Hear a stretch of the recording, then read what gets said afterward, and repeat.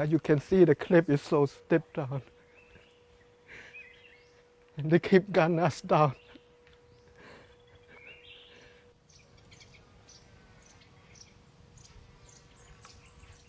We have no way to get down. We have to hold the wire to lower ourselves down,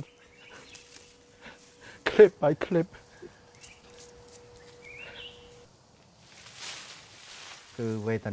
When we helped the old people, they fell down and crashed into the branches.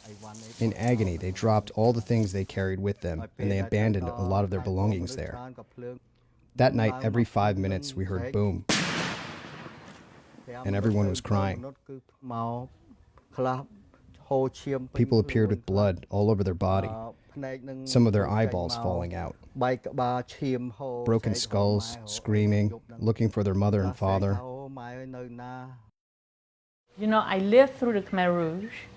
I thought that was bad. But that night was the worst night of my life. Tuk, tuk, tuk, tuk, tuk, tuk, tuk, tuk, tuk, tuk. And I hear the bullet go through my ear like right behind from my ears. And I saw a little girl in front of me. The bullet hit her head and she collapsed. I hold on to my mom's hand, and my thought was, at least we die together as a family. They want us to walk on those landmines, and then very few survive, and it would make a good lesson that we will never come back to Thailand. They want to kill as many refugees as they can. So walking 40,000 refugees through the deepest mountain with no water and with gun behind us, that's one way to kill people. And they don't have to open fire because the landmine will do the job. The brush is so thick. We heard the planes, the sound of planes flying through. We thought someone come to help us. 43,000 refugees cry out for help. But no one come for us.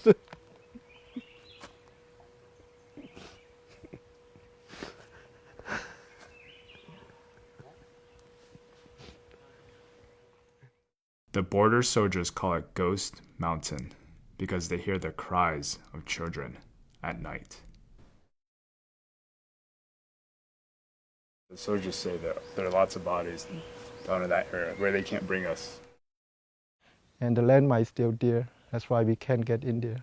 So they've been finding more and more of this stuff in the ground here. The clothes, the plates that we just saw, and then they pick up a few bones here and there. This is a bone that one of the refugees died here. There's no road going down. We throw our clothes first and then hold on to the vines.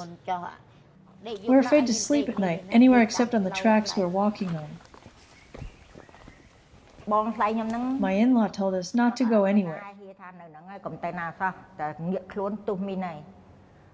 Don't go anywhere. If you move, a mine will explode. You poop there. You cook there. You sleep there.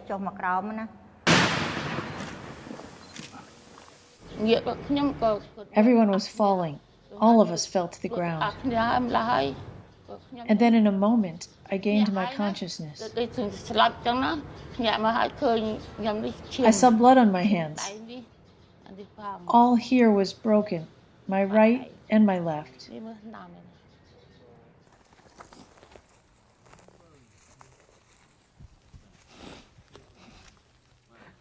This might be a blanket here for the UN to give it to us. And sometimes they use that to cover the body because the body is always. They wrap the body. Wrap the body and just let it sit and rot it.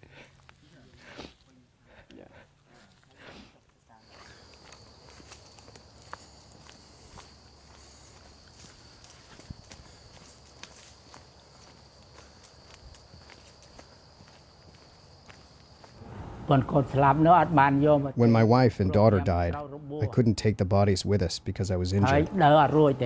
I couldn't walk. My arm was hit by a landmine. My nephew carried me, put me on a rice bag hammock, carried me, and took a month with no food. At the place where my wife was struck by landmines, 14 people died.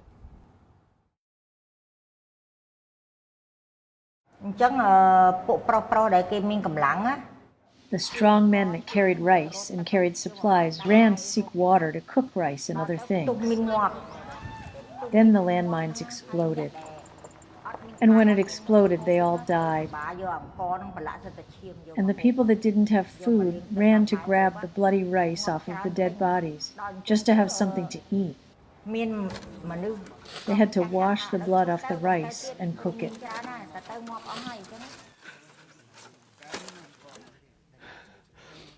Thousands of refugees passed through here. 13,000 lost their life. This is all they left behind. Yeah.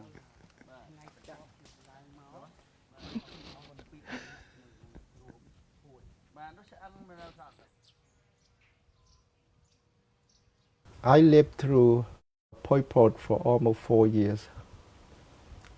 I was detained, put in a concentrate camp, tortures. But to live through probably here for that 3 months' time is worse than you could even imagine. For 30-something years, I still have a nightmare night after night.